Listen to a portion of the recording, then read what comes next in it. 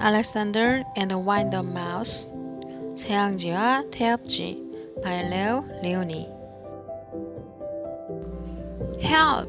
Help! A mouse! There was a scream, then a crash. Cups, saucers, and spoons were flying in all directions. Alexander ran for his hole as fast as his little legs would carry him. All Alexander wanted was a few crumbs, and yet every time they saw him, they would scream for help or chase him with a broom.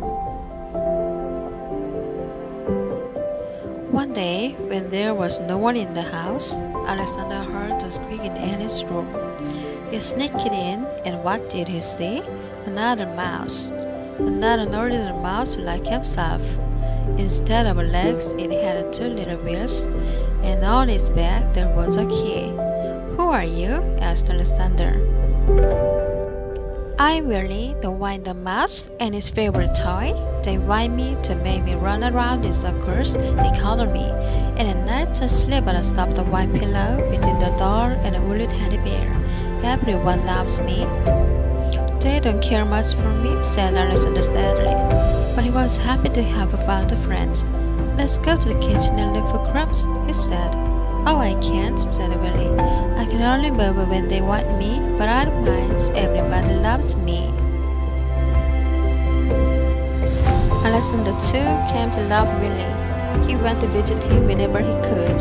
He told him of his adventures with brooms, flying saucers, and mouse traps. Willie talked about the penguin, the woolly bear, and mostly about Annie. The two friends spent many happy hours together. But when he was alone in the dark of his hideout, Alexander thought about Willie with envy. He sighed. Why can't I be Wind-Up Mouse like Willie and be cuddled and loved? One day, Willie told a strange story. I've heard, he whispered mysteriously, that in the garden at the end of the pebble path, close to the blackberry bush, there lives a magic lizard who can change one animal into another. Do you mean, said Alexander, then it could change me into a Wind-Up Mouse like you? That very afternoon, Alexander went into the garden and ran to the end of the path. Lizard, lizard, he whispered, and suddenly there stood before him, full of colors of flowers and butterflies, a large lizard. Is it true that you could change me into a Wind-Up Mouse? Asked Alexander with a quivering voice. When the moon is around, said the lizard, bring me a purple pebble. For days and days, Alexander searched the garden for a purple pebble. In vain, he found little pebbles, green pebbles, and green pebbles, but not one tiny purple pebble. At last, tired and hungry, he returned to the house. In a corner of the pantry, he saw a box full of all the toys, and there, between blocks and broken dolls, was Willie. What happened? Said Alexander, surprised. Willie told him a sad story. It hadn't been Annie's birthday. There had been a party, and everyone had brought a gift.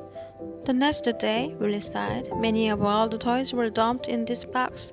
Will all be thrown away. Alexander was almost in tears. Poor, poor Willie, he thought. But then, suddenly something caught his eyes. Could it be really? Yes, it was a little purple pebble. All excited, he ran to the garden, the precious pebble tight in his arms. There was a full moon. Out of breath, Alexander stopped near the blackberry bush. Lizard, lizard in the bush, he called quickly. The leaves rustled, and there stood the lizard. The moon is round, the pebble found, said the lizard. Who or what do you want to be? I want to be, Alexander sobbed. Then suddenly he said, Lizard, lizard, could you change Willie into a mouse like me? Then Lizard blinked. There was a blinding light, and then all was quiet. The purple pebble was gone. Alexander ran back to the house as fast as he could. The box was there, but alas, it was empty. Too late, he thought. and with a heavy heart he went to his hole in the baseboard. Something squeaked. Cautiously, Alexander moved closer to the hole. There was a mouse inside. "Who are you?" asked Alexander, a little frightened. "My name is Willy," said the mouse. "Willy!" cried Alexander. The lizard did it!" He hugged Willy, and then they ran to the garden path, and there they danced until dawn.